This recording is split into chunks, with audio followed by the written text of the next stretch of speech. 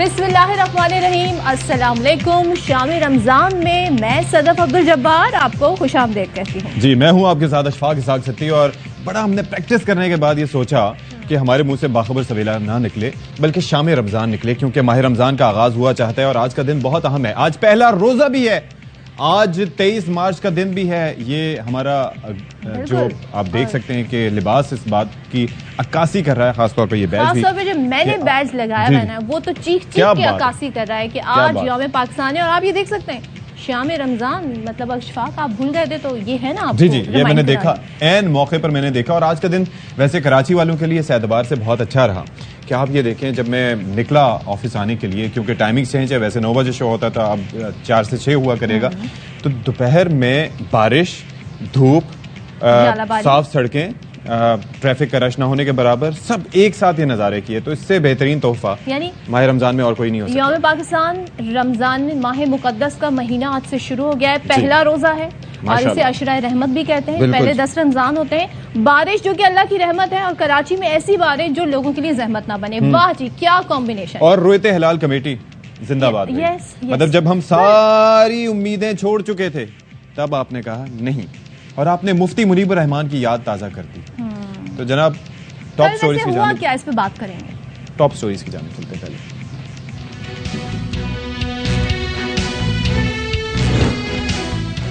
माह रमजान रहमतों और बरकतों के नुज़ूल का महीना, मुल्क भर में इफ्तार की तैयारियां जारी। मनपसंद पकवान से रमजान का दस्तरखान सजाने का एहतमाम किया जा रहा है।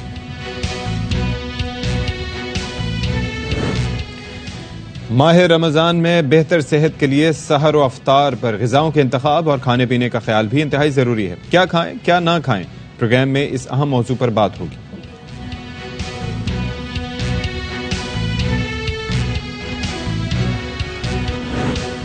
बड़े सगीर के मुसलमानों के लिए अलग वतन के लिए करारदाद के 83 बरस मुकम्मल। यौम पाकिस्तान के मौके पर मुल्की सलामती और खुशहाली के लिए खुसूसी दुआएं। वफाकी दारुल हुकूमत में 21 तोपों की, सूबाई दारुल हुकूमतों में 21 तोपों की सलामी। मज़ार क़ायद पर गार्ड्स तब्दीली की पुरवकार तकरीब।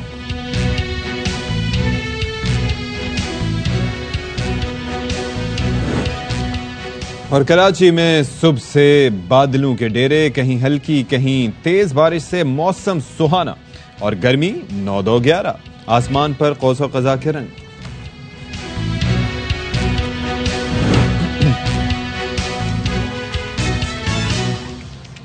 जी जनाब, तो कल की बात हो रही थी। कल सब बड़े आराम से मुतमईन हो गए थे। 9, 9:30 बज चुके थे, 10 बजने वाले थे। लोगों ने सोचा अब क्या चांद नजर आएगा, क्या शहादतें मौसूल होंगी।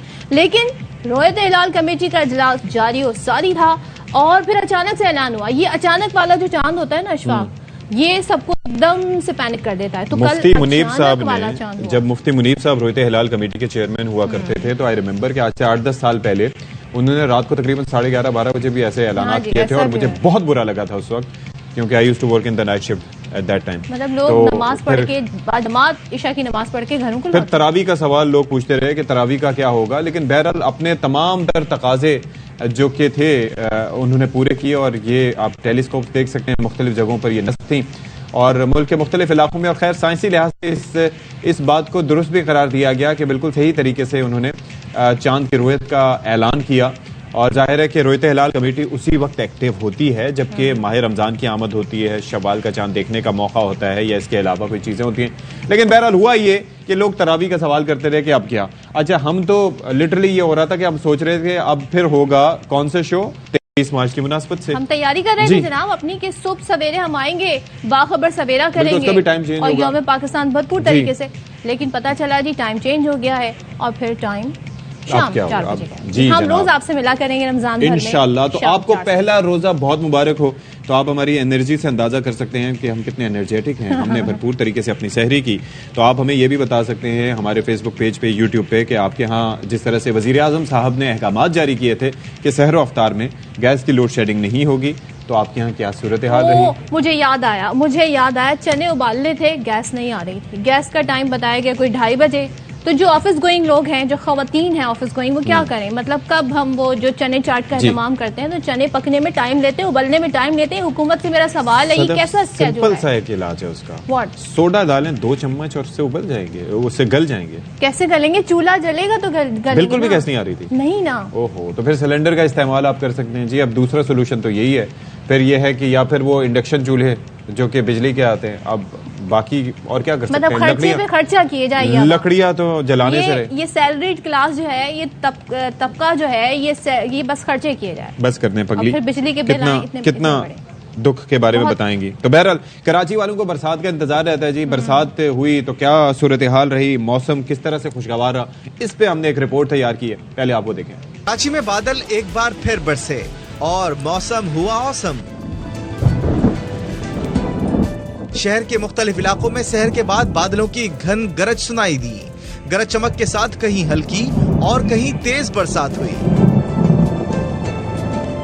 डिफेंस क्लिफ्टन, सदर, बहादुराबाद, तारिक रोड, नाजमाबाद साइड, गुलशन इकबाल, गुलिस्तान जौहर, शाह फैसल कॉलोनी, मलीर, नॉर्थ कराची, सुरजानी समेत शहर भर में अब्रे रहमत से गर्मी का जोर टूट गया। रिमझिम के साथ शहर का मौसम भी दिलफरेब हो गया। कुछ इलाकों में बारिश थमने के साथ ही आसमान पर कौसो कज़ा के मनाजिर देखने में आए। बरसात के साथ जहां मौसम खुशगवार हुआ, तो वहीं बिजली के तरसील का निजाम भी जवाब दे गया और दर्जनों इलाके लोड शेडिंग से मुतासिर हुए। मौसम का हाल बताने वाले कहते हैं बारिश बरसाने वाला सिस्टम आज रात तक कमजोर हो जाएगा, लेकिन जुमे को भी मुख्तलिफ इलाकों में बादल बरसने का इम्कान है, जबकि बरसात का सिस्टम पंजाब और खैबर पख्तूनख्वा की जानिब बढ़ जाएगा। जी, अभी आपको जरा हम रमजान के एतबार से भी बताएंगे कि माह रमजान का आगाज हो गया और तकरीबन सदफ इस दफा रोजा जो होगा वो 3.5 घंटे का होगा और 13.5 घंटे का होगा। क्या आपको वाकई रोजा लगना शुरू हो गया? रोजा लगना अच्छा, मैं सच्ची आपको बता दूं कि देखिए, आप हमें बाखबर सवेरा में देखते हैं ना, सुबह 9 बजे ब्लैक कॉफी होती है, उसके बाद 10 बजे ग्रीन टी या कुछ इस तरह से होता है, चाय होती है, चाय प्लस मैं पीती हूँ, चाय प्लस कॉफी। हाँ, तो वो बहुत मैंडेटरी होती है भाई।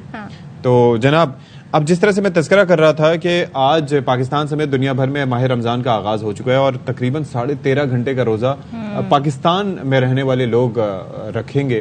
तो इबादत के साथ रखिएगा जी। और बाहर अभी इस टाइम जो आप सड़कों पे निकल के वो धूम धड़ाका करते हैं ना, आपस में लड़ते झगड़ते हैं, तो वो ना कीजिएगा। ये आप अपने बारे में बता रहे हैं? नहीं, जनरली लोग करते हैं। लड़ाई झगड़ा है? मैं तो रात से आई, तो मुझे तो कोई नहीं ऐसा। उस वक्त 2 बजे का 1:30 बजे का टाइम होगा सदफ। हाँ। अभी मुझे बताएं कि अभी इस टाइम पे आपने शाम को कभी मंजर नहीं देखा रोजे में लोगों को? नहीं, मैंने देखा है। मैंने तो ऐसा, पता नहीं, मेरी आंखें देखती उन सिर्फ रोजेदारों को जो बड़े तहम्मुल से और खुशी के साथ जो है वो ड्राइव कर रहे हैं। जी, बहुत कम है। इसी बात की हमें रमजान तलकीन देता है कि हमने अपनी खुद एहतसाबी करनी है, अपने खाने पीने को कंट्रोल नहीं करना, अपने जो गुस्सा है ना इसको भी कंट्रोल करना। बहुत कंट्रोल, तो ये कंट्रोल का महीना है।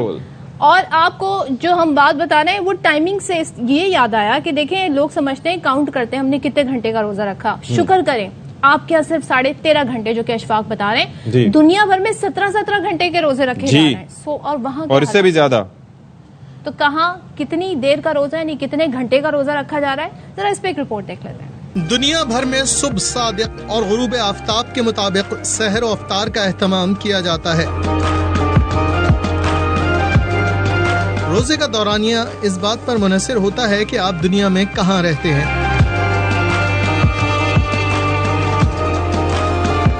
जमीन के शुमाल मगरबी हिस्से में मौजूद ममालिक में उमूमन तवील तरीन रोजा होता है, ताहम जुनूबी हिस्सों में दौरानिया मुख्तसर होता है। इस माह सियाम में मुसलमान कहीं 17 तो कहीं सिर्फ 11 घंटे का रोजा रख रहे हैं।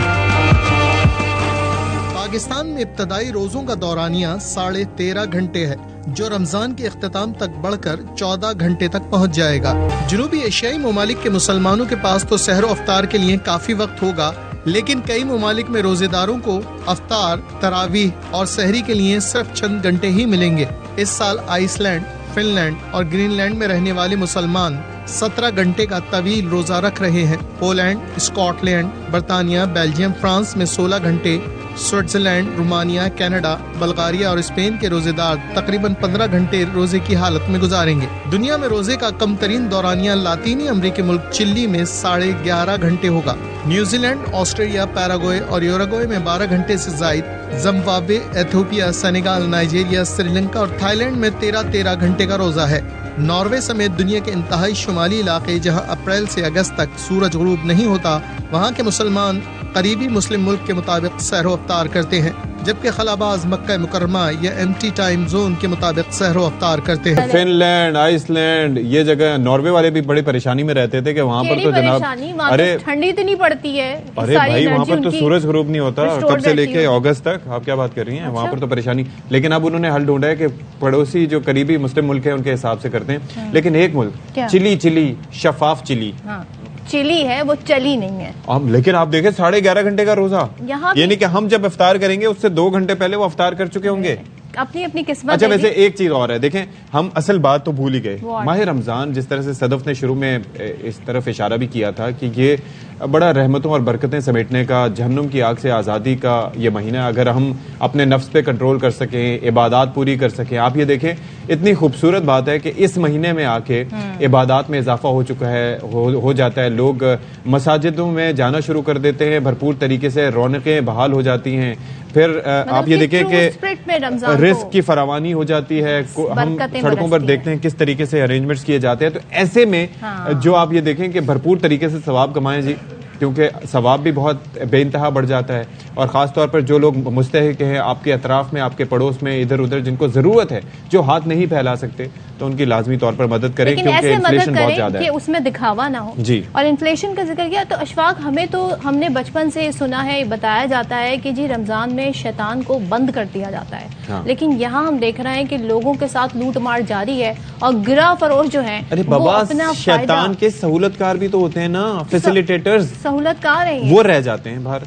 तो सहूलतकार अपना काम किए हुए जनाब। आप बाजारों में जाएं, प्राइस पूछें, जो प्राइस कल तक थे उसमें आपको फल और सब्जी, खासतौर पर फ्रूट आपको नहीं मिलेगा, क्योंकि अब उन्होंने रमजान के हिसाब से अपने दाम लगा दिए हैं और वो आपको बताएंगे जी कि देखें जी, ये इतनी महंगाई हो गई है, पेट्रोल के प्राइस बढ़ गया, तो हमें भी जो ट्रांसपोर्टेशन में ना बड़ा खर्चा करना पड़ता है और रमजान में देखें बाजी बड़ा मसला होता है। तो हम फिर क्या करते हैं जनाब, चाट तो बनानी है, इफ्तार तो करना है, वरना खाने पीने का किसका दिल चाहता है? कोई रोटी खाने का किसका दिल करता है इतना हैवी खाना? अच्छा अब आप ये देख लें, लोग बड़ी मुश्किल से अब मैनेज कर रहे हैं, क्योंकि फ्रूट की प्राइसेस जो हैं वो आसमान से बातें कर रही हैं। केले आप देख लें 300 रुपए दर्जन से तजावुज कर चुके हैं, और उनका साइज आप देखें तो आपको होता है कि यार ये खरीदें तो कैसे खरीदें। फिर उसके बाद बाकी जो फ्रूट्स हैं, वाटरमेलन, सदफ एक टाइम था कि जब 25 से 30 या मैक्सिमम 40 रुपए किलो तक ये वाटरमेलन यानी कि तरबूज आपको मिला करता था, अब 150 रुपए किलो में मिल रहा है।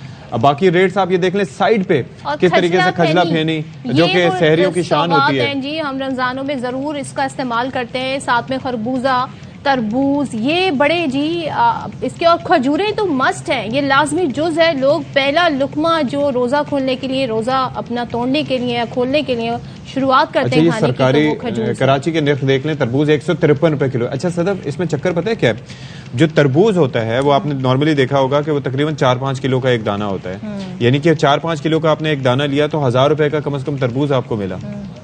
अंडरस्टैंड? और अगर 5 किलो से ज्यादा का हो गया फिर आप कैसे मैनेज करेंगे? पहले ये तरबूज जो कि 2-4 किलो का दाना होता था आपको 200 रुपए का मिल जाया करता था किलो, उसके अंदर जितना भी हो। लेकिन आप अंदाजा कीजिए कि रेट्स में इस हद तक इजाफा, और केलों ने ये 180 रुपए यहाँ पर लिखा हुआ है ना भाई, आप मार्केट में जाएं तो 250 से 300 रुपए दर्जन आपको केले मिल रहे हैं। तो कौन कौन है जी हमारे साथ बात करने के लिए? हमारे साथ जी लाहौर से हमारे नुमाइंदे हैं नजीर भट्टी, जबकि पेशावर से भी हम सूरत हाल जानेंगे। पेशावर से अदनान तारिक हमारे साथ हैं, वो हमें बताएंगे कि इन दोनों शहरों में क्या तैयारियां हैं और कितना जो लोगों को है महंगी अब फ्रूट और सब्जियां मिल रही हैं। तो पहले रुख करेंगे नज़ीर की तरफ, लाहौर का रुख करेंगे।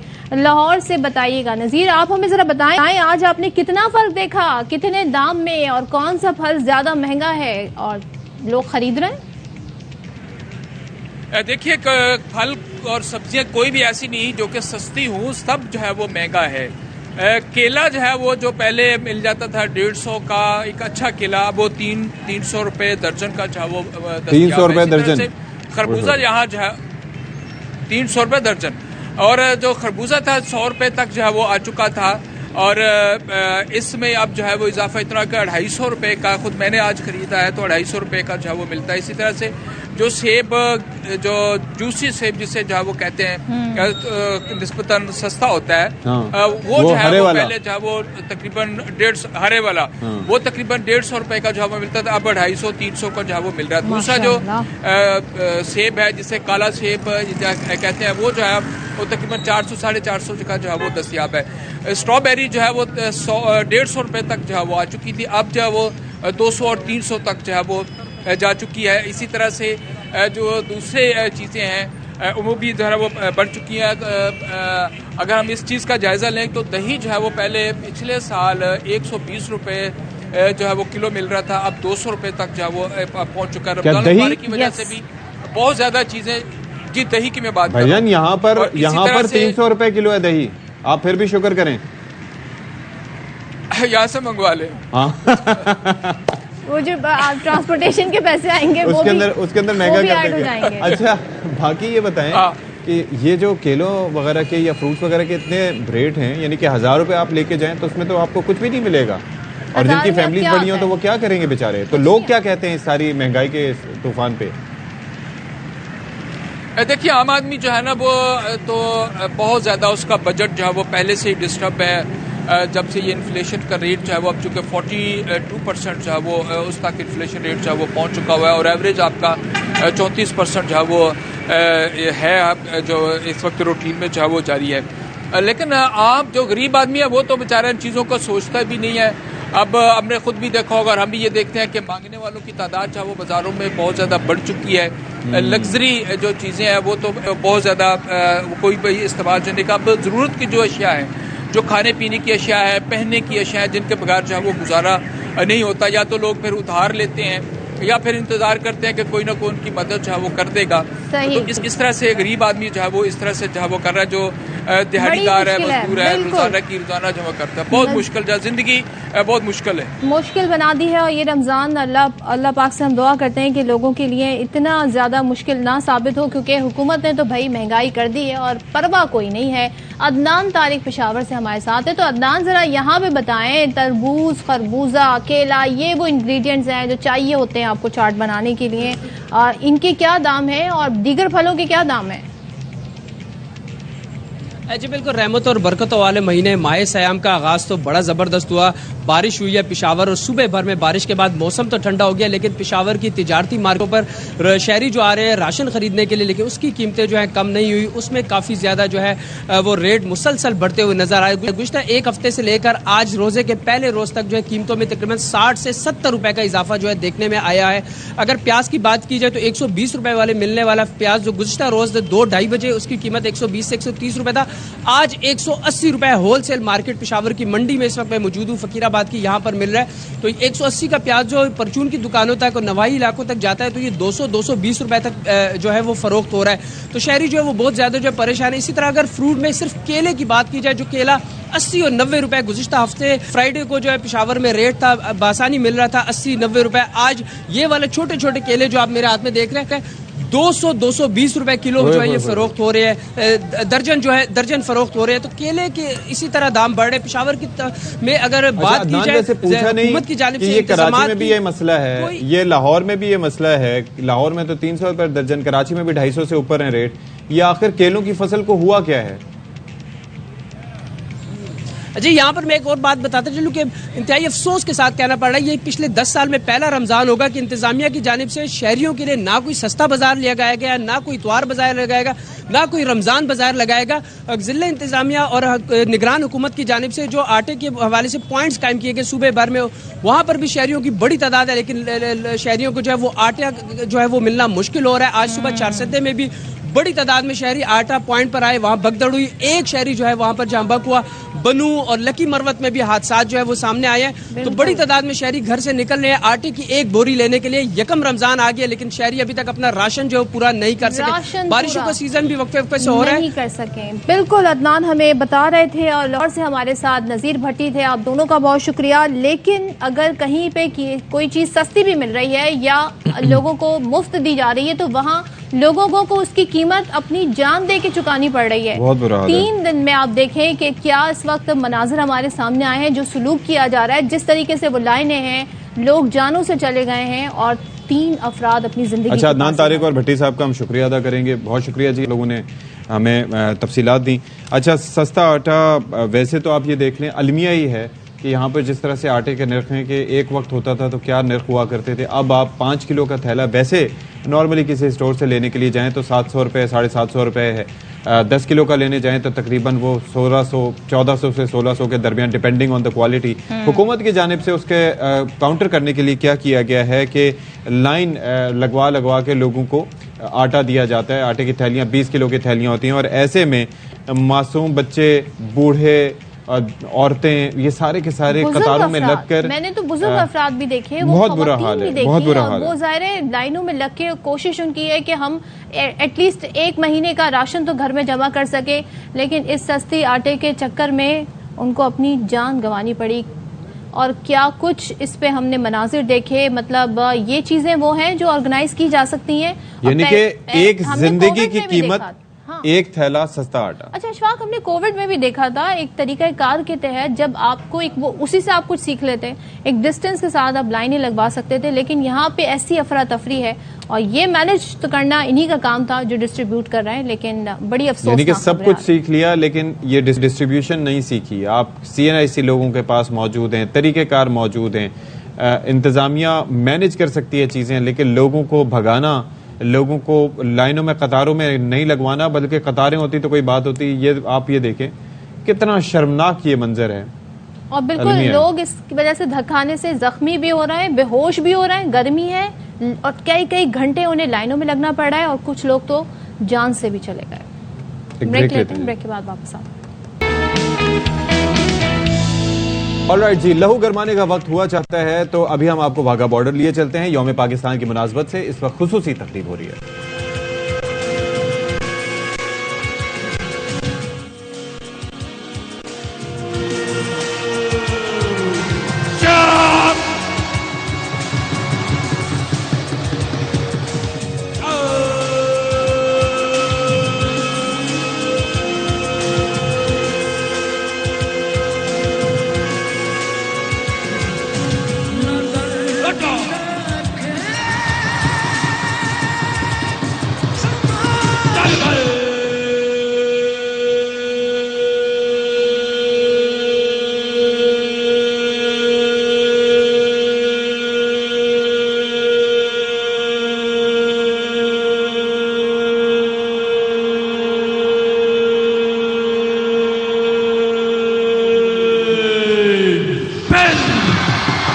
बिगल को हमारी अस्करी हलकों में बड़ी पजीराई और एक इसका खास कल्चर है।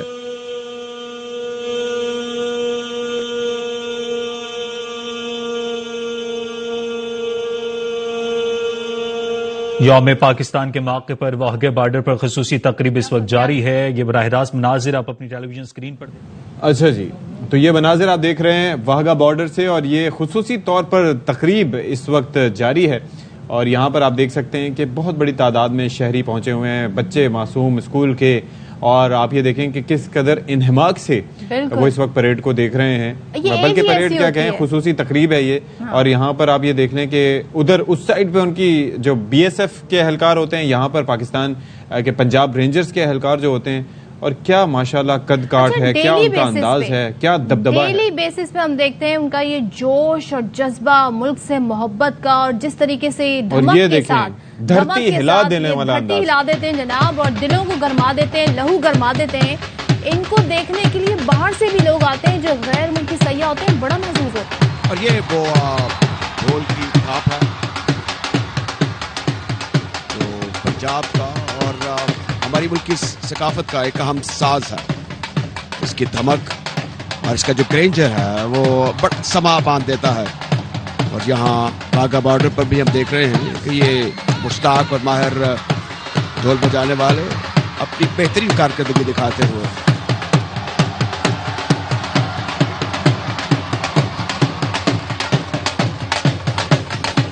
जोश व खरोश है वो जीत नहीं गए।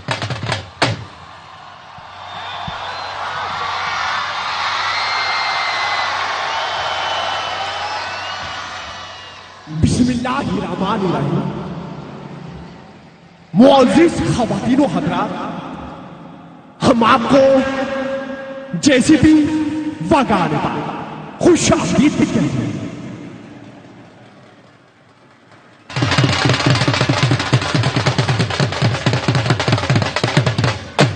अब से कुछ देर बाद पाकिस्तान रेंजर्स की जवानों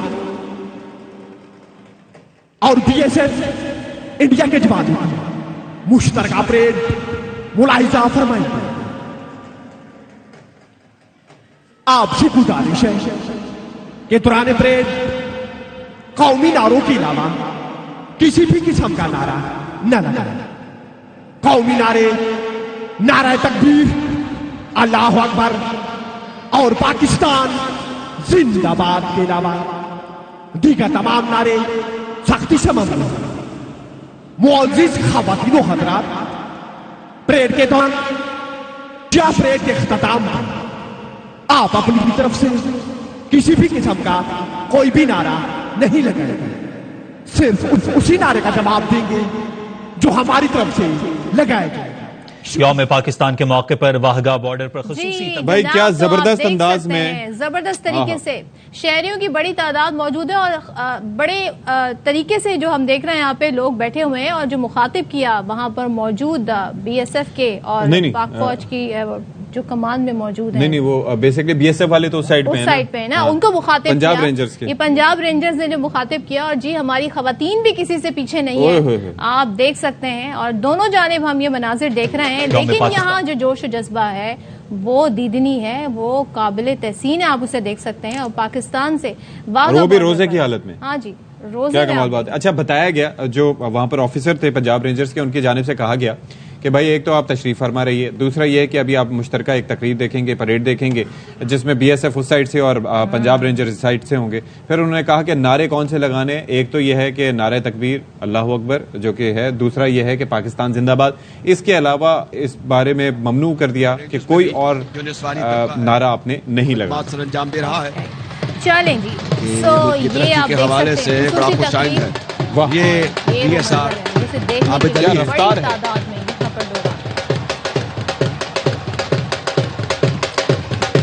जबरदस्त पजीराई हासिल कर रहे हैं।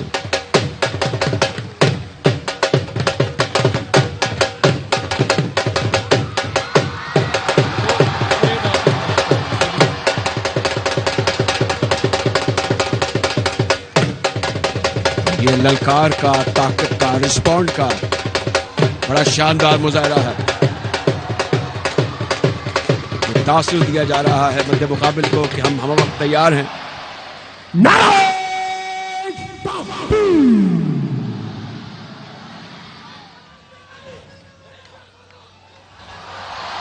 अब जो मार्च करते हुए आगे की तरफ आएंगे,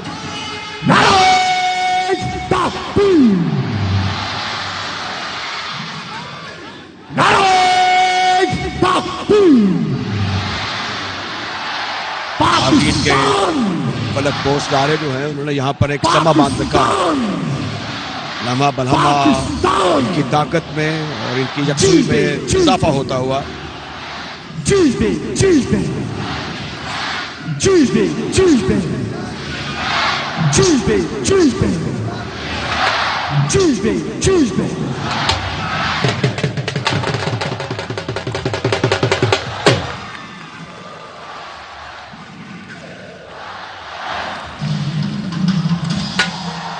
रेंजर्स की बुनियादी खूबी ये भी है कि ये चाकू चबंद हैं, दराज कद हैं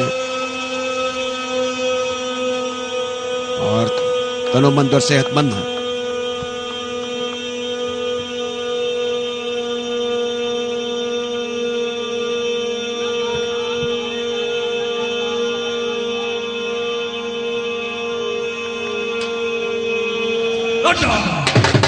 अब परेड गार्ड मार्च करते हुए अंदर दाखिल होते हुए इनकी क़यादत दो खवातीन कर रही हैं। ये लेडीज रेंजर्स जो हैं अब यहाँ उस जगह पर जा रही हैं जो कि सरहद के बिल्कुल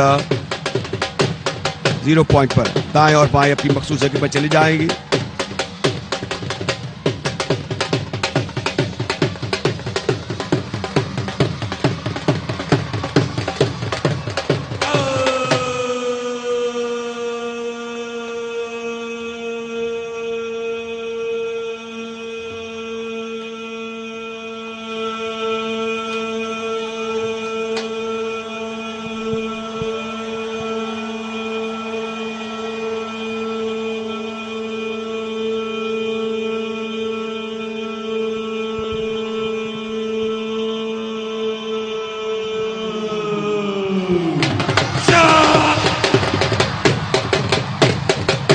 हर लम्हा आप देखते हैं कि सूरत हाल बदलती रहती है और अब ये जो गार्ड्स हैं ये परेड करते हुए मेहमान खुसूसी के सामने से गुजरेंगे और जो मुअज़्ज़ज़ मेहमानान गिरामी हैं वो भी इनको देख रहे हैं। इनकी चाल ढाल नज़्म नसक और तरतीब बेमिसाल है।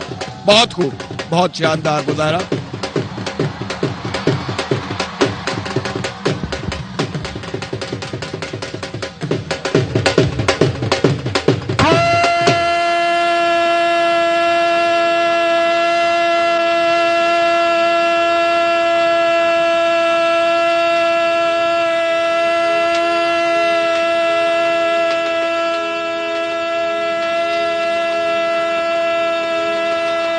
जानबाज मुहब्बे वतन गार्ड्स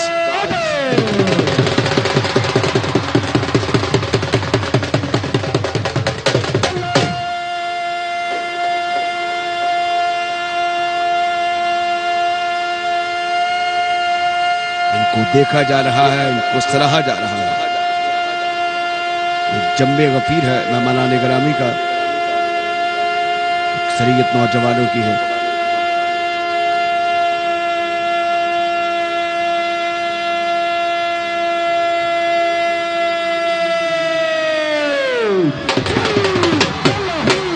लीजिए अब यहाँ पर ये जवान जो है ये मार्च करते हुए एक खास तरतीब से, बड़ी खूबसूरती से हमारे नीचे से सामने की तरफ जाते हुए,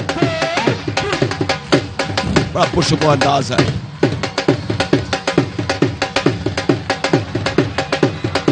ये जस्तजू है, मेहनत है, लगन है, इसमें तेजी है, फुर्ती है, महारत है।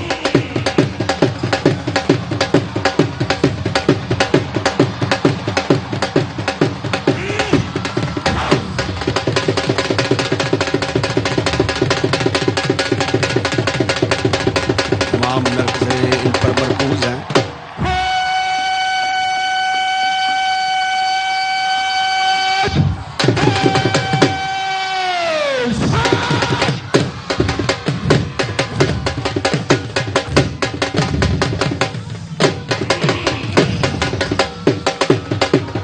ये वो फॉर्मेशंस हैं और ये वो बदलते हुए मनाजर हैं जिनको देखने के लिए दुनिया भर से लोग पाकिस्तान आते हैं, वाघा बॉर्डर आते हैं।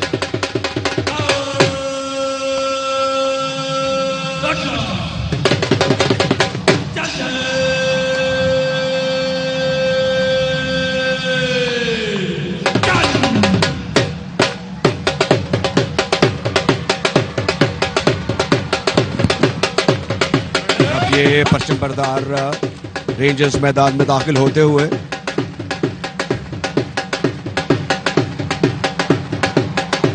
हर सेक्टर की नुमाइंदगी हो रही है खसूसी परचम के जरिए। तादाद में ये 6 हैं।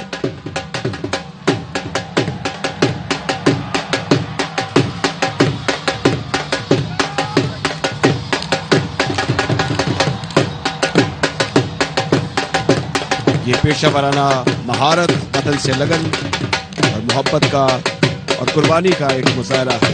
ये वो जज्बे हैं जिसकी अक्कासी हो रही है हमारे खसूसी तमाम कार्रवाई को देखते हुए, महसूस होते हुए।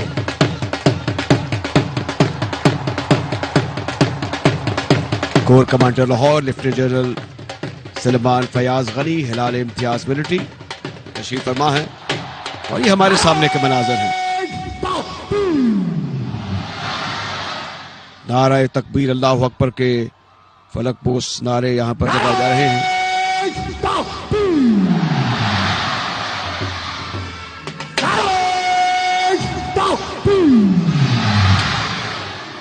Pakistan, Pakistan, Pakistan, Pakistan. Tuesday, Tuesday, Tuesday, Tuesday, Tuesday, Tuesday, Tuesday, Tuesday, Tuesday, Tuesday.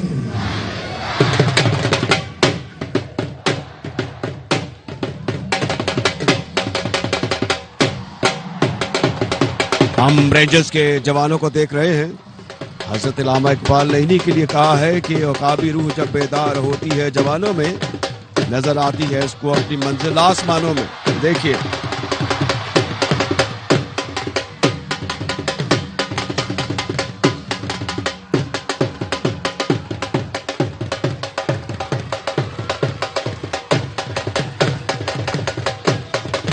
आप देख सकते हैं ये रेंजर्स हैं, उनके सामने शोर आफाक चौधरी अख्तर रसूल बैठे हुए हैं, मेहमान खसूसी से इजाजत तलब कर रहे हैं। मरहमत फरमाई मेहमान खसूसी ने, कोर कमांडर लाहौर ने, और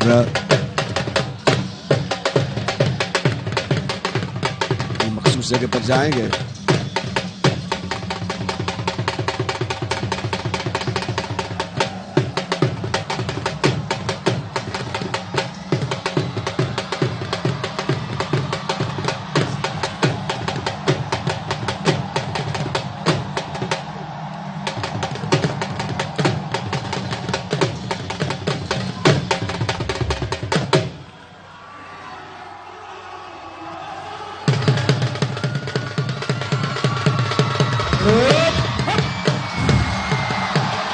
और अब दरवाजा खोला गया है और इस तरफ से और मध्य मुकाबल भारत के रेंजर्स की तरफ से जो उनके ऑर्डर सिक्योरिटी हाथ में लाए जाएंगे।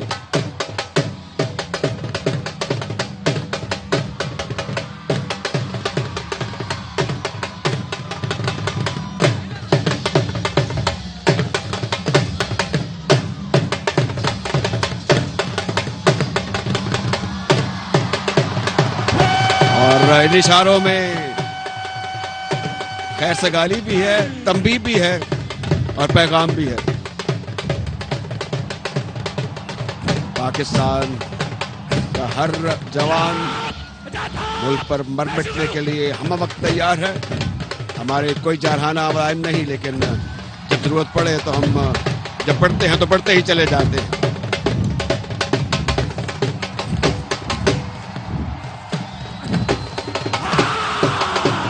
ऐसा हो नहीं सकता दुनिया में कहीं, ये सबके दरमियान है मगर सबसे अलग है।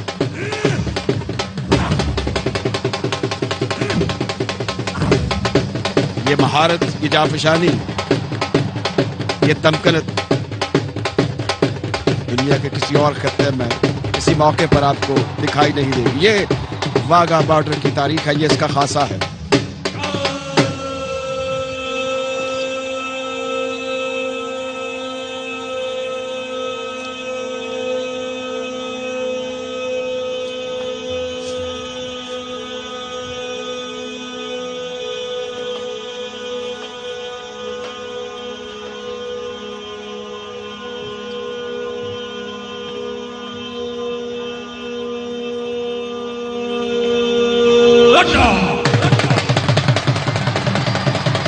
कौशन, ये बिगल बड़ा शानदार कल्चर और रवायत है पाक रेंजर्स पंजाब की।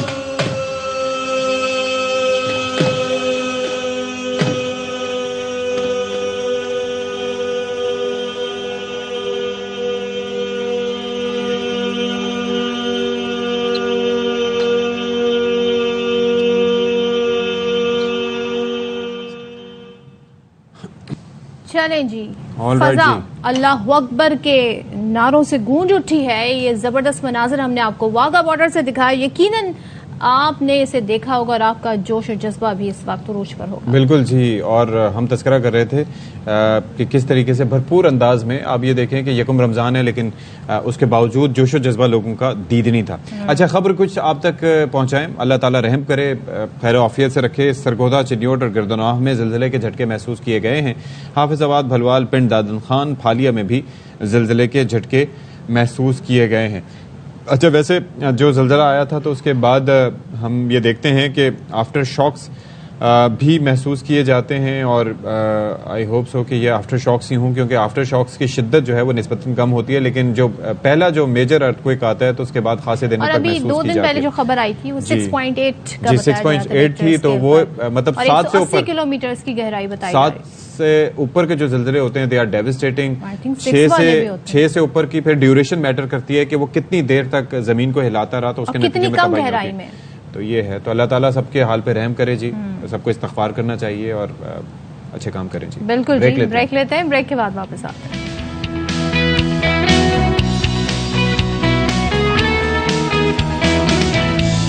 जी जनाब आली, एक बार फिर से आपका खैर मकदम करते हैं। शाम के 5:04 हुआ चाहते हैं और जो हमारे रोजेदार भाई हैं उनको ये बता दें कि 6:45 बजे तकरीबन 1.5 घंटे का वक्त बाकी रह गया है, तो 13.5 घंटे का जो रोज़ा था वो अपने इख्तितामी मराहिल की जानिब गामजन है। तो आप लोग अपने सब्र और इस्तकामत का दामन हाथ से ना जाने दें, अफ्तार की तैयारियां करें, भरपूर तरीके से अपने दस्तरखान सजाएं और जो लोग मुस्तहिक हैं, जो आपके अतराफ में, आपके पड़ोस में, इधर उधर जिन लोगों को ज़रूरत है, उनकी भी भरपूर तरीके से मदद फरमाएं। तो ये था आज का मेरा मैसेज बड़ा ज़रूरी है जनाब। और यकीनन इस घंटे भी हम बताते हैं जी, इस घंटे भी हम सकती।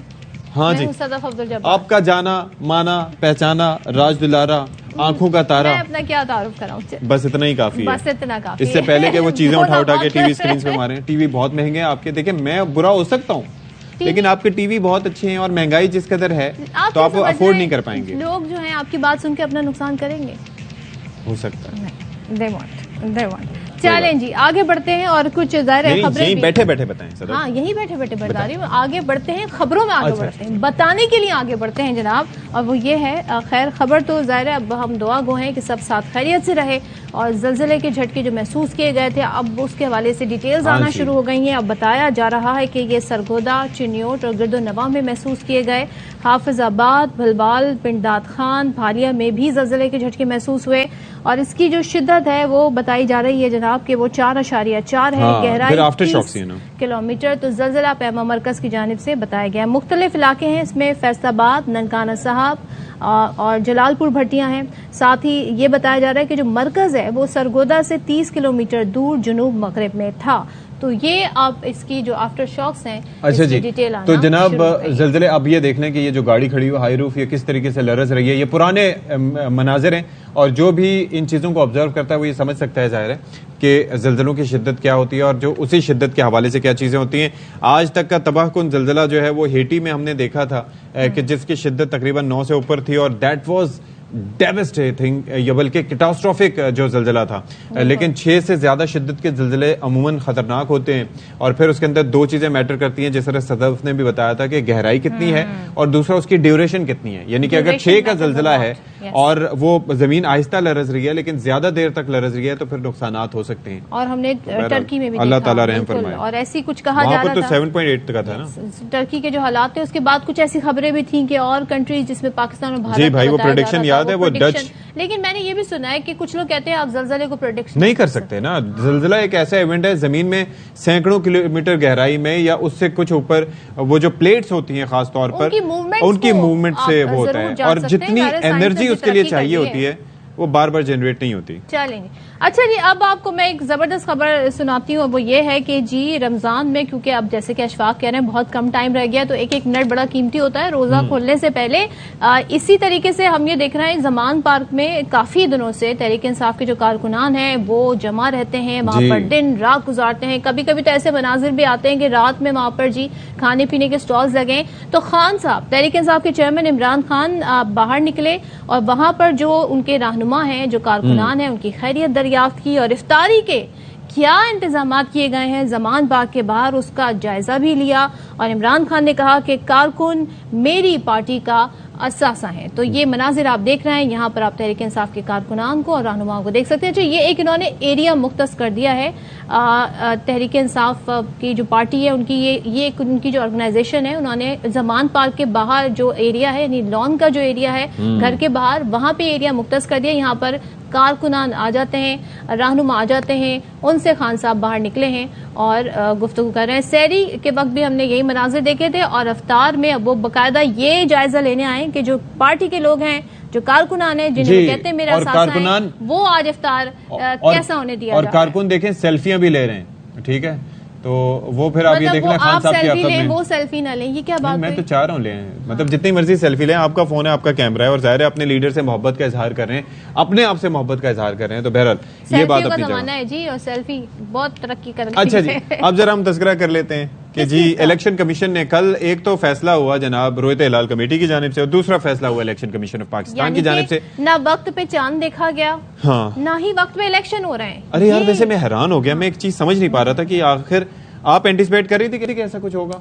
नहीं, मतलब मैं सोच भी नहीं सकता था। और अक्टूबर में तो सब ये समझ रहे हैं कि मुल्क भर के इंतखाबात होने थे, क्योंकि जाहिर है 5 साल मुद्दत पूरी होने जा रही है। हाँ लेकिन जी बताया ही गया कि अक्टूबर और डेट दी गई है 8 तारीख 8 अक्टूबर को पंजाब के आम इलेक्शन होंगे। तो इस दौरान क्या जो निगरान हुकूमत है जिसकी एक खास मुद्दत होती वो 3 महीने होती है उसकी, वो क्या चलती ही रहेगी, कंटिन्यू करती नहीं? और आईनी लिहाज से क्या मतलब सुप्रीम कोर्ट ऑफ पाकिस्तान ने ये अहकामात जारी कर दिए हैं और ये बात अपनी जगह मौजूद है कि सुप्रीम कोर्ट अहकामात जारी कर सकती है, इलेक्शन कमीशन नहीं करवाने हैं। लेकिन इलेक्शन कमीशन सुप्रीम कोर्ट के अहकामात के ताबे है और आईन के ताबे। आईन पाकिस्तान जब ये बताता है कि ये एक मुद्दत है 90 दिन के अंदर असेंबलियों की तहलील के बाद आपने इलेक्शन कराने, तो अब ये किस बुनियाद पे, क्या कोई रीजंस दी गए हैं इससे मुताल्लिक? दी गई हैं, क्या हालात ऐसे नहीं है। अच्छा। और इस वक्त पैसे नहीं है, फाइनेंस के मसाइल हैं और सिक्योरिटी के मसाइल हैं, बहुत सारी बातें बताई गई हैं। तो ये बात सुप्रीम कोर्ट को नहीं बताई गए थे? और आजम नजीर तारड़ जो कि वजीर कानून है, उन्होंने भी आज बड़ी गुफ्तगू की और उन्होंने उसकी पूरी तौजीहात बताई। तो ये इसकी फिक्र ना करें, क्योंकि ये जो हुकूमती वुज़रा हैं वो आकर जरूर प्रेस कॉन्फ्रेंस करके बताते हैं कि जी ये हुआ तो इसकी वजह ये थी, ये किया। तो खैर अच्छा, ये मरियम औरंगजेब कहती हैं जी इलेक्शन कमीशन ने बड़ा ही कोई दानिशमंदाना ये फैसला किया है। तो ये फैसला वो ये कह रही है कि इलेक्शन कमीशन ने किया है। राना सनाउल्लाह साहब जी इस हवाले से उन्होंने गुफ्तगू भी की थी और पार्लियामेंट के इजलास से भी उन्होंने गुफ्तगू की थी और क्या मुखातिब होकर उन्होंने कहा ये है अगर हमारे पास कि वो क्या कह रहे हैं, तो जरा सुना देते हैं। जो आइन में दर्ज है उस तरीके से इलेक्शन हो, असेंबलियों के इलेक्शन इकट्ठे हो, केयर टेकर सेटअप में हो, सियासी इस्तेहकाम लाएं, ना कि नए बहरान का पेश खैमा बने। चीफ जस्टिस साहब ने ये फरमाया है कि इलेक्शन रोकने की कोशिश की गई तो हम मुदाखलत करेंगे। आप मुदाखलत क्यों करेंगे, आप हुक्म करेंगे। आज हमें फितने का सामना है, फसाद का सामना है। फ्री और फेयर इलेक्शन के बगैर ये मुल्क सियासी इस्तेहकाम जो नहीं ला सकेगा। अगर ये सियासी अदम इस्तेहकाम का शिकार रहेगा, मुआशी तौर पे मुस्तहकम नहीं हो सकता। और इस वक्त मुआशी बहरान है, इसमें ये मुल्क आगे नहीं बढ़ सकता। अच्छा जी, तो अब जनाब आप देख लें कि सूरत हाल ये चल रही है और ये बड़ी नाजुक सूरत हाल है सदर। अच्छा जी, पीटीआई के रहनुमा असद उमर इस वक्त गुफ्तगू कर रहे हैं, गालिबन उनको दिखाते हैं। उसने पाकिस्तान के आइन की, मेरे ख्याल में मैं मुबालगा नहीं कर रहा अगर कहूं कि धज्जियां उड़ा कर रख दी। एक ऐसा फैसला जो न सिर्फ आइन से मुतसादिम है बल्कि सुप्रीम कोर्ट के वाज़े अहकामात से भी मुतसादिम है। और सबसे बड़ी बात तो ये कि इलेक्शन कमीशन ऑफ पाकिस्तान के अपने मौक़िफ़ से भी मुतसादिम है, धज्जियां उड़ा कर रख दी। एक ऐसा फैसला जो न सिर्फ आइन से मुतसादिम है बल्कि सुप्रीम कोर्ट के वाज़े अहकामात से भी मुतसादिम है। और सबसे बड़ी बात तो ये कि इलेक्शन कमीशन ऑफ पाकिस्तान के अपने मौक़िफ़ से भी मुतसादिम है। जब लाहौर हाई कोर्ट के अंदर और पेशावर हाई कोर्ट के अंदर सूबाई इलेक्शन की तारीख के मुकदमात चल रहे थे और उसके बाद ये मामला सुप्रीम कोर्ट तक पहुंचा, तो तीनों अदालतों के अंदर इलेक्शन कमीशन ने मौक़िफ़ ये इख्तियार किया कि आइन में कोई गुंजाइश ही नहीं है कि इलेक्शन कमीशन इलेक्शन की तारीख का तयन कर सके। और मेरे ख्याल में उनकी इस बात के अंदर वजन भी था। और तीनों अदालतों के सामने ये मौक़िफ़ इख्तियार करने के बाद अचानक से पता नहीं आइन के अंदर क्या नई तशरीह देखी गई या कोई ऐसा आइन का हिस्सा था जो बाकी पाकिस्तान ने अभी तक नहीं देखा, कि जिसको देखकर वो इस नतीजे पे पहुंचे कि न सिर्फ 90 दिन के अंदर इलेक्शन कराने की ज़रूरत नहीं है, न सिर्फ सुप्रीम कोर्ट के फैसले को मानने की ज़रूरत नहीं है, बल्कि इलेक्शन कमीशन के पास ये इख्तियार है कि वो फैसला कर लें कि कब इस इलेक्शन का करवाना है। और क्या हुस्न इत्तेफाक है कि ये फैसला आता है उसके चंद घंटे के बाद, जब इसी ख्वाहिश का इजहार जो है वो हुकूमती इत्तेहाद पार्लियामान के अंदर करता है। मतलब वहां से ख्वाहिश का इजहार किया गया और जैसे मैंने कहा कि बहुत बड़ा एक हुस्न इत्तेफाक है, जरूर बहुत पहले इसके ऊपर सोच विचार की होगी इलेक्शन कमीशन ने, लेकिन हुस्न इत्तेफाक देखें कि चंद घंटे के बाद इस मुतालबे के फैसला आ गया कि 8 अक्टूबर को हमने फैसला कराना है, इलेक्शन कराना है सूबाई असेंबलियों का। अब जैसा कि मैंने कहा कि ये फैसला ना आईनी है, ना कानूनी है, ना सुप्रीम कोर्ट की हिदायत के मुताबिक है। तो अभी चेयरमैन इमरान खान साहब ने मुशावरती इजलास बुलाया था और उस मुशावरती इजलास के अंदर जो फैसले किए गए वो फैसले मैं आपके सामने रख देता हूं। पहला फैसला तो ये किया गया कि कानूनी तौर पर इस फैसले को चैलेंज किया जाएगा। सुप्रीम कोर्ट के अंदर हमारी कल इंशाल्लाह ताला कल ही पिटीशन दायर कर दी जाएगी। अली जफर साहब उस पिटीशन के ऊपर काम कर रहे हैं और उस पिटीशन के अंदर ये इस्तदा की जाएगी कि ये जो फैसला जो गैर आईनी भी है और सुप्रीम कोर्ट के अहकामात के भी मुनाफी है, इसको सेटिसाइड किया जाए, इसको ख़त्म किया जाए। और साथ ही साथ जो है इलेक्शन के जो पहले तारीख का ऐलान किया जा चुका है, सदर पाकिस्तान ने ऐलान किया था सुप्रीम कोर्ट के फैसले के मुताबिक, वही 30 अप्रैल को पंजाब का इलेक्शन करवाया जाए। खैबर पख्तूनख्वा के गवर्नर ने तो लगता है फैसला पहले ही कर लिया था कि वो चाहते हैं कि शायद पाकिस्तान के पहले शख्स बने जिनके ऊपर आर्टिकल 6 का एक कामयाब मुकदमा बनाया जाए और उसमें सजा दी जाए। और उन्होंने वाज़ेह तौर पे आइन की अहकामात मानने से इनकार कर दिया, सुप्रीम कोर्ट के अहकामात मानने से इनकार कर दिया। तो आज से 2 दिन पहले हम सुप्रीम कोर्ट के अंदर एक तौहीन अदालत का मुकदमा गवर्नर खैबर पख्तूनख्वा के खिलाफ पहले ही दायर कर चुके हैं। तो उम्मीद है कि सुप्रीम कोर्ट उसको भी सुनेगी।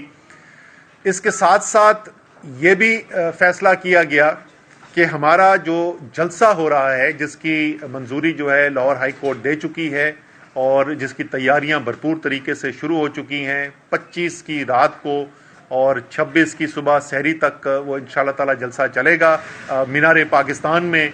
और मुझे कोई शक नहीं है कि पाकिस्तान के इस तारीखी मोड़ के ऊपर वो जो जलसा होना है वो भी इंशाल्लाह तारीखी जलसा होगा और बहुत बड़ी तादाद के अंदर पाकिस्तान के शहरी ख़ास तौर पे लाहौरी जो हैं उन्होंने वहाँ पे पहुँचना है। और उस जलसे के अंदर बाकी तमाम बातें जो की जाएंगी वो तो ज़रूर की जाएंगी, लेकिन उसके साथ साथ एक आइन की दिफा के लिए सुप्रीम कोर्ट के साथ इज़हार यकजहती का इजहार भी किया जाएगा और तहरीके इंसाफ बाकी पाकिस्तान की तरह मुकम्मल तौर पे अपने आइन के दिफा के लिए सुप्रीम कोर्ट के पीछे खड़ी है। और मुझे इसमें कोई शक नहीं कि जाहिर है कि जज साहिबान जो उन्होंने फैसला आइन कानून के मुताबिक करना है, लेकिन साथ साथ उनको ये भी इस बात का यकीन होगा कि पाकिस्तानी कौम की बहुत बड़ी तादाद जो है, बहुत भारी अक्सरियत जो है वो आइन के दिफा के लिए उनके पीछे खड़ी हुई है। तो इंशाल्लाह ताला दूसरा, जैसे मैंने कहा कि इस जलसे के बारे में बात की गई और चेयरमैन साहब ने हिदायत दी कि भरपूर तरीके से उसकी तैयारी को और मजीद तेज किया जाए। तीसरी चीज ये है कि ये फैसला किया गया, चेयरमैन साहब ने हिदायत दी है हमारे सेनेटर साहिबान जो हैं वो पीर के दिन जो जॉइंट सेशन होगा पार्लियामान का, उस जॉइंट सेशन के अंदर भी शिरकत की जाएगी और भरपूर तरीके से तहरीके इंसाफ का मौक़िफ़ रखा जाएगा कि किस तरीके से ये जो किया जा रहा है इस वक्त, जो पूरी कोशिश की जा रही है आइन के से इनहराफ करने की, इसके खिलाफ भरपूर तरीके से आवाज़ उठाई जाएगी। तो पार्लियामान का जो फोरम है वो पार्लियामान का फोरम भी हमने भरपूर तरीके से इस्तेमाल करने का फैसला किया है। इसी के साथ साथ इस बात की भी हिदायत जारी की गई हैं। मुझे चेयरमैन साहब ने कहा है कि तमाम तहरीके इंसाफ के जो ख्वाहिशमंद हैं, जिन्होंने अपने कागजात नामजदगी जमा कराए हुए हैं, जो उम्मीद रखते हैं कि तहरीके इंसाफ का उनको टिकट मिलेगा, और सबको पता है कि तहरीके इंसाफ टिकट बल्ले का निशान इंशाअल्लाह ताला इस सूबाई असेंबली के इलेक्शंस के अंदर कामयाबी की जमानत भी होगा इंशाअल्लाह ताला, अल्लाह ताला के मदद से। तमाम लोगों को ये हिदायत जारी की जा रही है, आपने अपनी कैंपेन नहीं रोकनी, आपने भरपूर तरीके से अपने हलकों के अंदर काम जारी रखना है। हमें मुकम्मल तौर पे यकीन है, एतमाद है अपनी अदलिया के ऊपर कि वो किसी सूरत के अंदर भी जो है वो ये आइन से इनहराफ नहीं होने देंगे और इंशाअल्लाह ताला जल्द फैसला आएगा कि जो ऐलान कर दिया गया है जिस तारीख का, उसी तारीख को ये इलेक्शन करवाया जाएगा। इसलिए किसी सूरत में आपने अपनी कैंपेन नहीं रोकनी है। तो ये फैसले थे। अब मैं फवाद चौधरी साहब से दरखास्त करूंगा कि इससे जुड़े हुए दूसरे मामलात, खास तौर पे सिक्योरिटी के मामलात जो हैं और इमरान खान साहब के और जो हमारी कैंपेन से रिलेटेड मामलात हैं, उनके बारे में आपको मजीद अब बताएं। अच्छा जी, बिस्मिल्लाहिर्रहमानिर्रहीम। नहीं, वो सेटलमेंट हो रही है। थोड़ा यह है कि कमरा छोटा है, तो मेरी रिक्वेस्ट होगी कि फोन आता है तो या बात कर रहे होते तो यहाँ तक आवाज जो है वो आती है।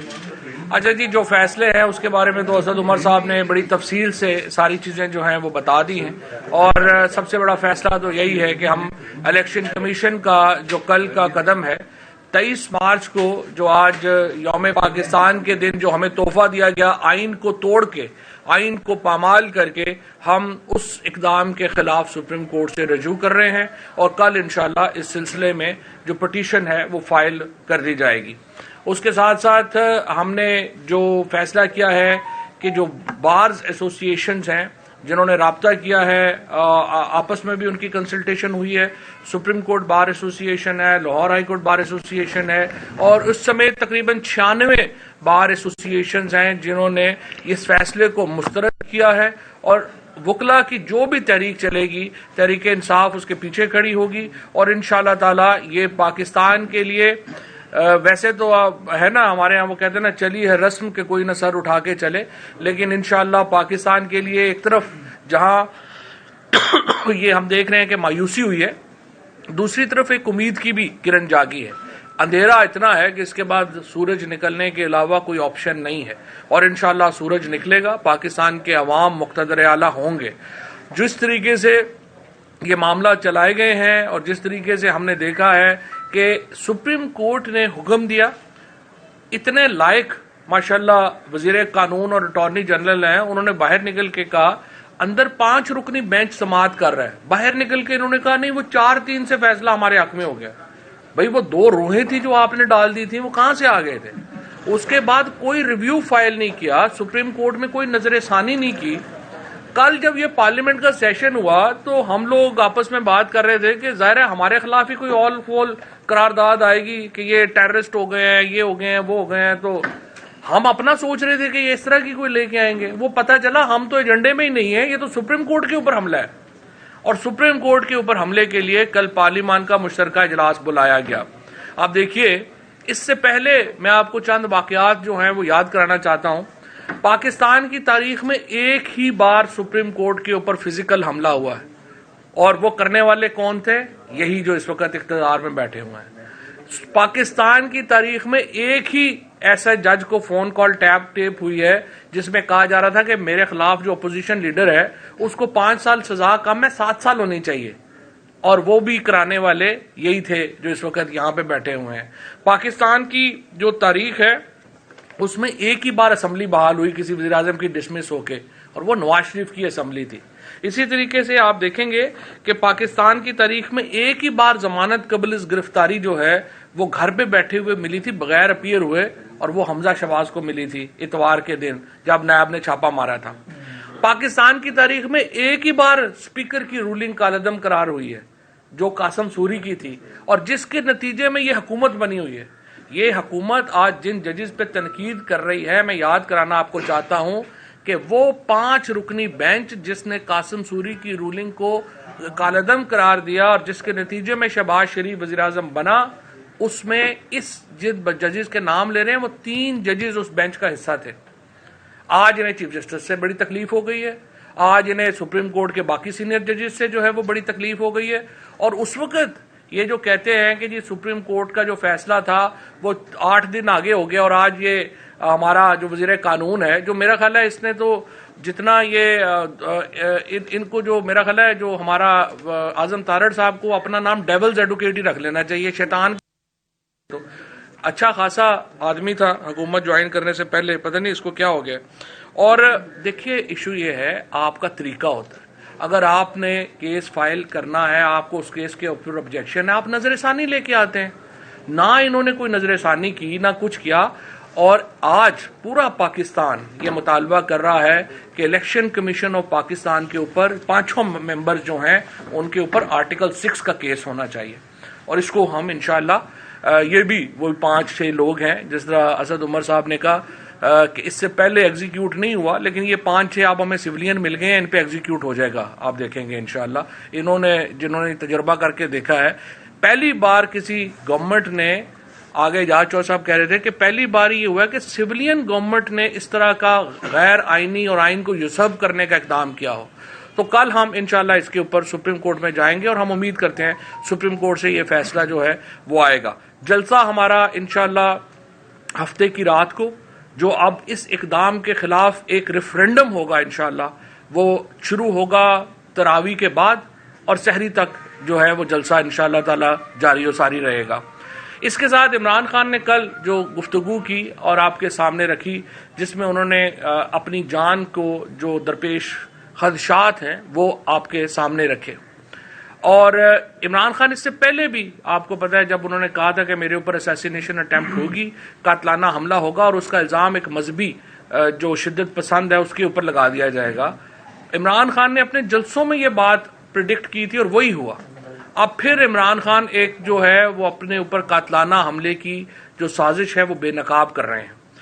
आज मुझे पता चला है कि जो पंजाब गवर्नमेंट है उसने एक JIT कॉन्स्टिट्यूट की है इमरान खान के इन मामलात को देखने के लिए। मैं ये समझता हूँ ये खुश आइंद डेवलपमेंट है, और अगर पंजाब हुकूमत इसका नोटिस लेती है और एक सीरियस इसके अंदर हमारे साथ शेयर करते हैं, हम अपने खदशात जो हैं वो इस JIT के साथ शेयर करेंगे। हमें उम्मीद है कि एक इंडिपेंडेंट जो है वो बनेगी और जो ये सारा मामला जो है वो आगे लेके इसको आगे बढ़ेंगे इंशाल्लाह ताला।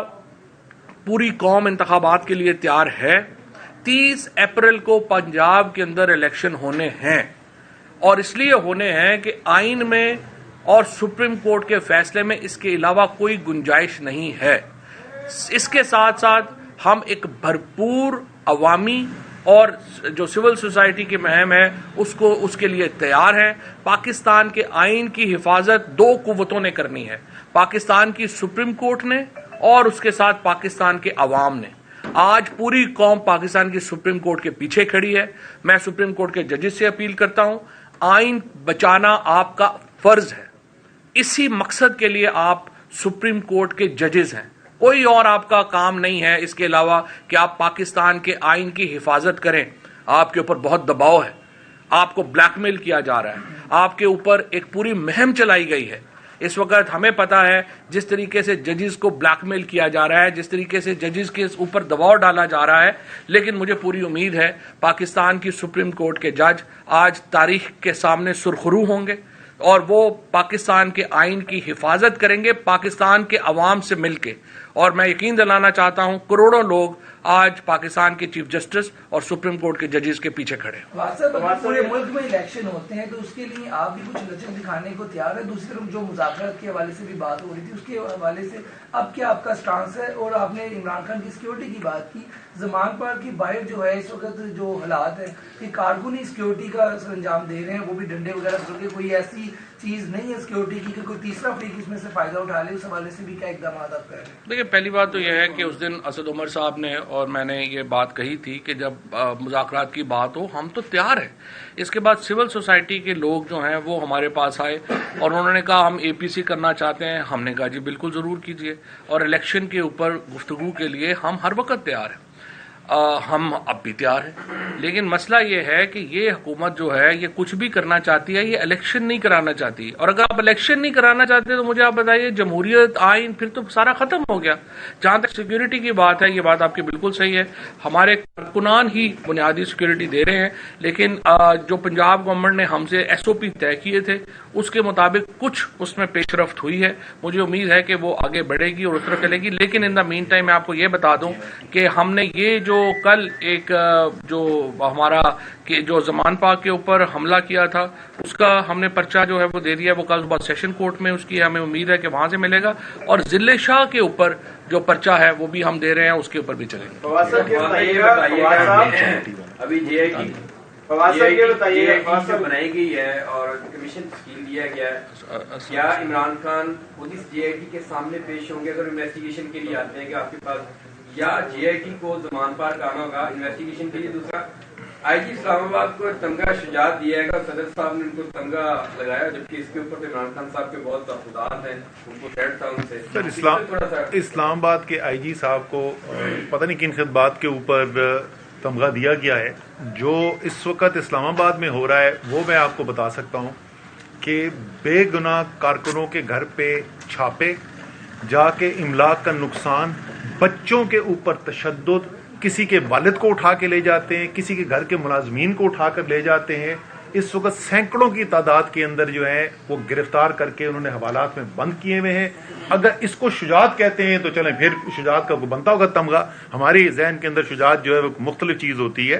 जहाँ तक आप बात कर रहे थे खान साहब की, देखें जो इंफॉर्मेशन है अगर वो वाकई में, पहली शर्त तो ज़ाहिर ये होगी उसूली तौर पे, जिस तरह फवाद ने कहा, ये खुशाइंद बात है कि जिम्मेदारी बनती सूबाई हुकूमत की। ये कोई तहरीक इंसाफ के वर्कर्स की जिम्मेदारी तो नहीं है सिक्योरिटी फराहम करना। तो अगर वो इस जिम्मेदारी को अब पहली दफा इसका एहसास उनको हो रहा है और उसके अंदर वो इन्वेस्टिगेशन करना चाहते हैं, पूरी हम उनको मदद फराहम करेंगे। लेकिन ये जाहिर है उसके अंदर जरूरी होगा कि वो जो कमेटी बने, वो कमेटी बने ऐसे लोगों की जिसके ऊपर लोगों को यकीन हो कि वाकई में ये हकीकी तौर पे तहकीकात के लिए बनाई गई है और ये उल्टे इल्जाम लगाने के लिए नहीं बनाई गई है। जिस तरीके से इस्लामाबाद के अंदर हो रहा है, आपको मैं बताऊं, एक बंदे का जबरदस्ती पहले वीडियो बना दिया कि ये सारा कुछ जो है ना पुलिस के ऊपर तशद्दुद असद उमर के कहने पे हुआ था, मैं माफी मांगता हूं। वो पकड़ लिया, पता चला कि जी वो शानी शाह, उनका जो डिप्टी मेयर है मुस्लिम लीग नून का, उसका बड़ा करीबी बंदा था। अब कम से कम एक बंदे का मैं आपको बता सकता हूँ, गरीब तरीन लोगों को उठा उठा के आप जेलों में डाल रहे हैं। तो इस बेशर्मी से मैं आपको बताऊं कि अल्लाह ताला के जो मजलूम की आह है वो अल्लाह ताला के पास बड़ी जल्दी पहुंचती है। और मैं ये CCPO को और IG को बताना चाहता हूँ, ये मोहसिन नकवी ने तो अगले 40-50 दिन से ज्यादा नहीं रहना, क्योंकि 91 दिन में तो वो इलीगल हो जाएगा, आर्टिकल 6 लगेगा इसके ऊपर। और ये पाकिस्तान में 40-50 दिन के बाद जो है, ये इन्होंने बाकी लोगों ने बैग उठाना है, लंदन चला जाना है। ये आप मजलूमों की आह ना लें, गरीब तरीन लोगों को आप उठा उठा के जेलों में डाल रहे हैं, आपका हिसाब होगा। एक एक कर, एक मिनट मियां साहब, साहब आपने 30 अप्रैल की बात की।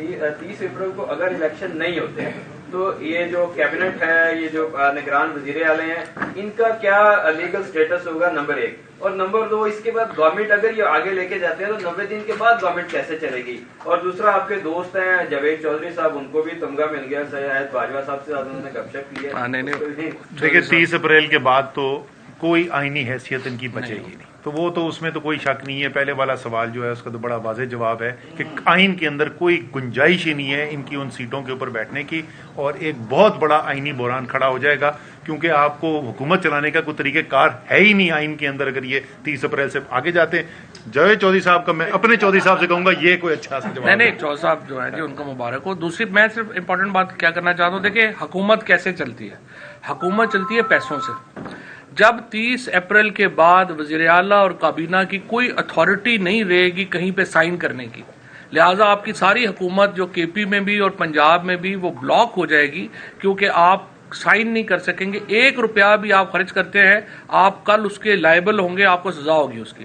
लिहाजा ये जो जी, तो आपने फरीद साहब असद उमर साहब की प्रेस कॉन्फ्रेंस देखी, जिसके अंदर तफसीली तौर पर उन्होंने रोशनी डाली कि ये जो इलेक्शन कमीशन का फैसला है उसके असरात क्या होंगे। और वो कहते हैं कि 30 अप्रैल के बाद आईनी हैसियत खत्म हो जाएगी, ये जो केयर टेकर सेटअप है, तो उसके बाद कैसे नहीं कुछ दूसरा सेटअप आएगा। चलें जी, तो ये बड़े सवालात हैं जो उन्होंने उठाए। वो लीगल एक्शन लेके ब्रेक लेते हैं, ब्रेक के बाद वापस आएंगे।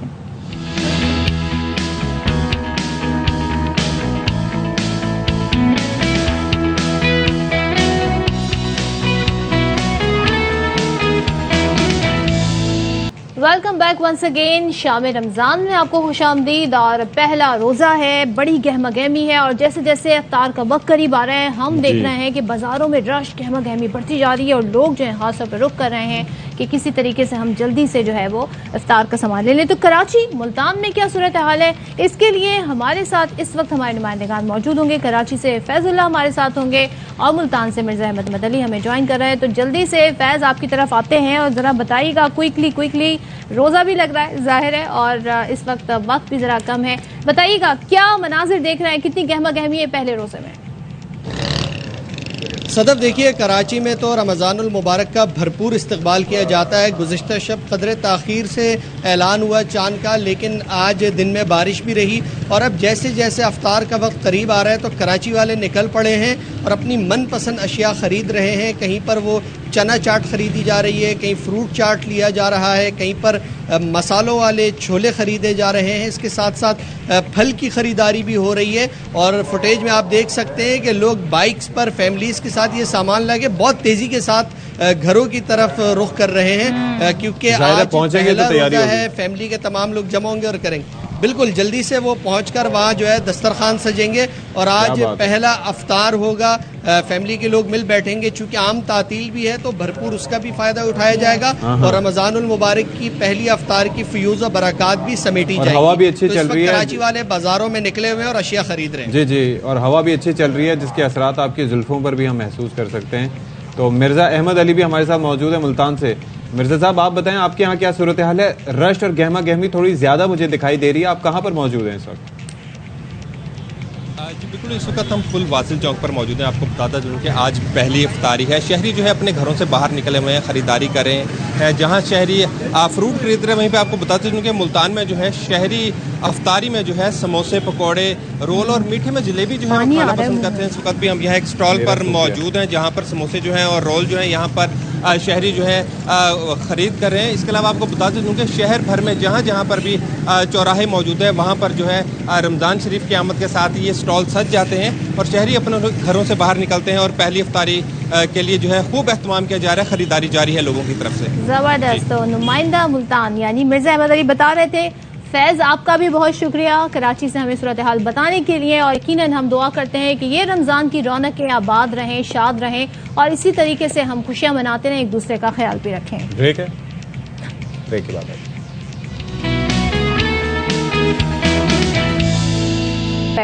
अशफाक, कोई शर्म होती है, कोई हया होती है, मतलब आप इतनी शिकायतें करते हैं दिन भर में। आपको पता है पाकिस्तानियों ने तरक्की कर ली है, मतलब हम वर्ल्ड हैप्पीएस्ट कंट्रीज में अब 13 दर्जे तरक्की करके आ गए जनाब 108वें नंबर पे। देखिए जरा कैसे। कभी आटे कभी चीनी का बहरान, महंगाई से भी है परेशान, लेकिन फिर भी खुश है सारा पाकिस्तान। जी हाँ, ये हम नहीं बल्कि अक़वाम मुत्तहिदा की रिपोर्ट कह रही है, जिसके मुताबिक सियासी और मौशी बुरानों समेत दीगर मसाइल भी पाकिस्तानी अवाम की उमूमी खुशी में कमी न ला सके। इंडेक्स में 13 दर्जे बेहतरी के बाद पाकिस्तान 108वें नंबर पर आ गया।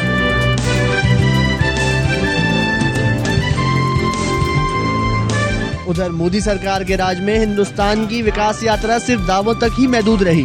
यही वजह है कि भारतीय अवाम ज्यादा खुश दिखाई ना दिए। फहरिस्त में इंडिया पाकिस्तान से काफी पीछे 126वें नंबर पर रहा। फिनलैंड मुसलसल छठे साल 7.8 के स्कोर के साथ दुनिया के सबसे खुश ममालिक की फहरिस्त में पहले नंबर पर आया। डेनमार्क दूसरे, आइसलैंड तीसरे, इसराइल चौथे और नीदरलैंड का 5वां नंबर रहा। अमेरिका का 15वां, बर्तानिया 19वां, चीन का 64वां और तुर्किया 106 नंबर पर है। रिपोर्ट के मुताबिक अफगानिस्तान, बोट्सवाना, जिम्बाब्वे और कॉन्गो के लोग सबसे ज्यादा नाखुश हैं। अक़वाम मुत्तहिदा दर्जाबंदी के लिए फीकस आमदनी, समाजी मदद, आज़ादी, सखावत और करप्शन के अवामिल को मद्देनजर रखता है। भाई मैं हैरान हूँ और मैं परेशान हूँ। मतलब इन्फ्लेशन है 42%, रोजगार नहीं है, बेरोजगारी है, मईशत की कोई समत नहीं है, हर तरफ दुश्वारी है, बिजली के बिल ज्यादा, गैस नदारत, उसके बावजूद ये खुशी थोड़ी सी और बढ़ाइए महंगाई। ठीक है, लोग हो सकते हैं और खुश होते हैं, लेकिन बहरहाल मुश्किलें इतनी पड़ी मुझ पे कि आसान हो गई। क्या ये गालिब साहब ने हमारे लिए खुश रहें, दूसरों को भी खुश रखें और खुशियां बिखेरते रहें। इसी के साथ आज के शो में आपसे इजाजत चाहेंगे। अल्लाह हाफिज।